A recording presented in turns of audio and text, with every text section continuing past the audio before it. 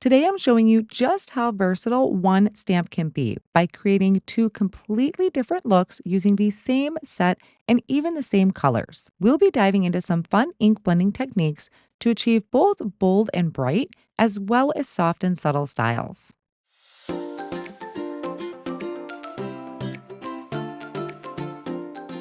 The set that I'm going to be using today is the Craft Your Life Project Kit Captivating Floral Swag, which has this beautiful large bloom, sentiments, coordinating die, and also the coordinating stencil. The first thing I'm going to do is stamp my large image. So I have the Stampwheel 2.0 with a piece of white cardstock that measures 5.5 by 8.5. And I'm going to just turn this and fit this stamp on that cardstock as best as I can, and then pick that up with my top plate.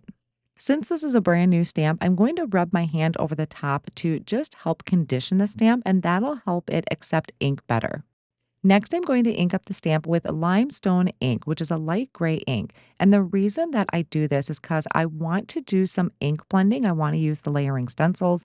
And sometimes, if I stamp in black ink first, if I do not give it enough time to dry, I tend to smear the black ink, especially when I'm using light colors. So I like to start with a light gray ink. I will leave my stamp in this position, and then I'm going to come back and stamp it later to bring the bold black lines in. So I'm going to apply pressure to my plate to stamp that down, and I do create another one off screen. I'm going to bring the cardstock over to my 9 by 12 sticky mat and place the first layer of the stencil over the top. Now, each stencil actually has numerous images that are separated by an etched line. So you do want to be mindful of that. Now, when I laid down this first part of the stencil, I do a lot of masking, and you can do that with post-it notes or scratch paper. I tend to use a post-it tape because I tend to do over blending and I don't want to get any of that excess ink onto the rest of my card project. I'm also going to be two-tone coloring my flowers. So I started with buttercream ink, which is a nice soft yellow at the very outer edges of the petals. And then I'm going to come in with pink diamond, starting in the center and working my way out. Each color I do about halfway in, and then as they meet in the middle, they kind of blend together to form a beautiful transition.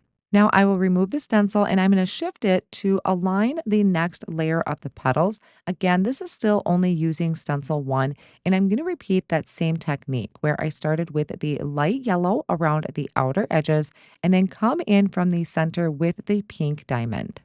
You could absolutely just use one shade here if you wanted to go all yellow or all pink. But if you wanted to step up your flowers just a little bit, try using two different colors of ink. Something that would blend together well, like purples and blues, would make a great mix as well. So I will continue this process where I shift my stencil to get the next layer of the petals, and I'm going to use those same colors and that same technique throughout. So because I used that same technique and colors, I'm just going to show you the reveal for the remaining petals for this first base layer of the flowers.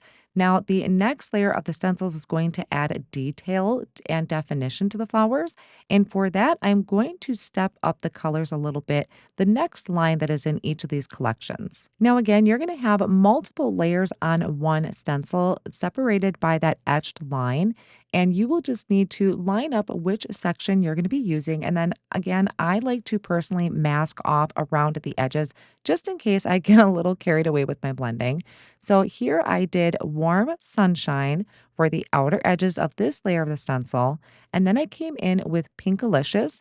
And if you really wanted to step it up a little bit, you could come in with the next shade of pink, which is Rubelite. The darker the color is towards the center of the flower, the more that yellow is really going to glow. Now I'm moving on to the leaves, and this one also does need some shifting a little bit to get all the parts of the leaves. So I started with lime as kind of the base layer color for all of the leaves. Before I remove this stencil, I'm going to come in with just a shade darker, which is going to be a fresh leaf. And I'm just going to slightly add it to all of the base of the leaves just to add a hint of contrast in there. Now, in all of that, I did mask off the center of the flowers. So now that I'm moving on to that color, I did remove that mask, which was just post-it tape, and I'm going to come in with silver stone and add that to the centers. Now, by also adding this dark color to the center of the flowers, we are also making the rest of those colors really pop off of the flowers. So it's really showing you that bright pink and that bright yellow. Now I'm going to move the stencil around to fill in the rest of the leaves. So I am going to be using that same lime and then also coming in with that fresh leaf just at the very base of each section of the leaves. The leaves also have an additional detail layer, so I will line those up. And for the initial part, I'm going to come in with that fresh leaf, but then I will kind of help step it up once again with the reindeer moss, which is a shade darker. That is totally optional, and I do it fairly sporadically. It's just something to add a little bit of interest to the leaves so it didn't look so flat.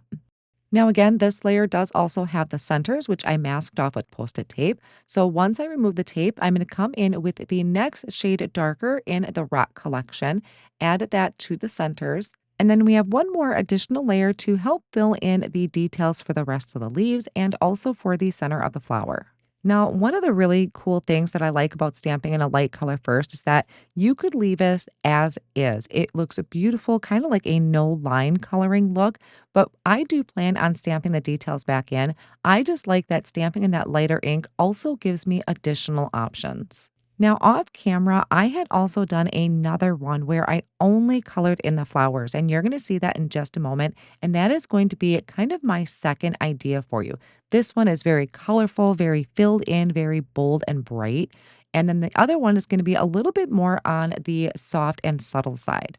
So I took the panel, I placed it back into the stamp wheel just the way it was the first time, and I'm inking up the image using the obsidian ink, which is a pigment ink and does stay wet a little longer. So I apply that pressure to stamp that down, and then I'm going to bring in my second panel, which is where I colored in just the flower.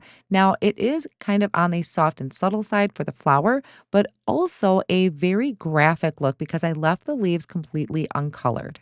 Now, here is a comparison of both panels completed side by side. I'm going to complete one set for you on camera and then show you the finished card project of the second set of cards. I'm taking the coordinating die and I'm going to line that up over my stamped image, and I'm holding it in place actually multiple times because this is a really large die and I didn't want to risk anything shifting. Now, key note that obsidian ink is pigment ink and does take a while to dry. And what happened when I die cut my first panel, I did not clean my plate, my ink was not dry, and I left some marks on my flowers. But I did not want to start over. I wanted to salvage this. So I took a mono sand eraser and I went over any of those black smudged areas where that ink had transferred, and I was able to pretty much remove most of it without losing any colors. So, word of caution, make sure your obsidian ink is dry when you are die cutting. Now, another thing I really love about this particular image is that it is so big that it actually can create two cards at once. I have two A2 size panels next to each other here, and I put a little bit of repositionable tape on the back of one of my flowers on just one side. Now, you can start with a full 5.5 by 8.5 and then cut it in half, but I really wanted to be able to precisely place my flowers the way I wanted them. I wanted a flower to be on each card.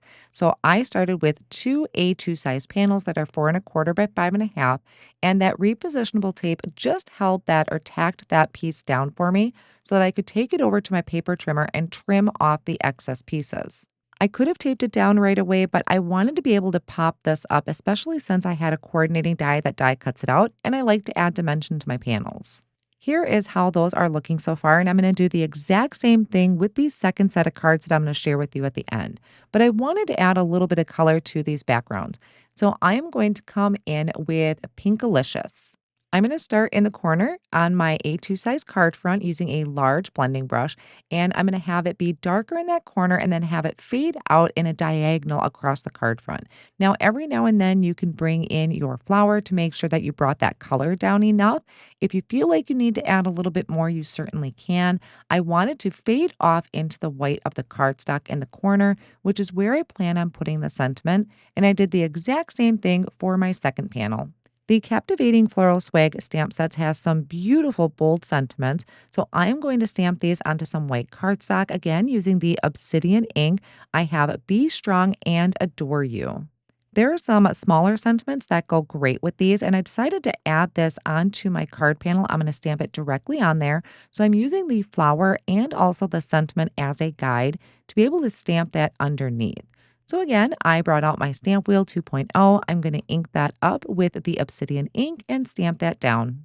Before I adhere anything together, I do want to add a little bit of splatter and sparkle to my background. So I am using the metallic watercolor set and I have this color that's kind of like a rose gold. So I just added a little drop of water and splattered that onto my background. On both floral panels, I did add some of the foam tape behind them. So once I remove the backing, I can tuck those up in that top corner. Now you can have these arranged however you want, coming in from whatever corner you prefer. For some reason, I am really drawn to having my images up in the top left-hand corner and my sentiments down in the right-hand corner. For each of the sentiments, I also added some foam tape behind those to pop them up on the front of my card.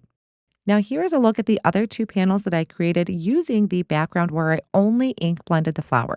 And for this one, I did backgrounds using warm sunshine ink in the same manner that I did the pink background, except for that one, I did black splatters in the background. So these are just two of the many ways that you can use the captivating floral swag from the Craft Your Life project card kit.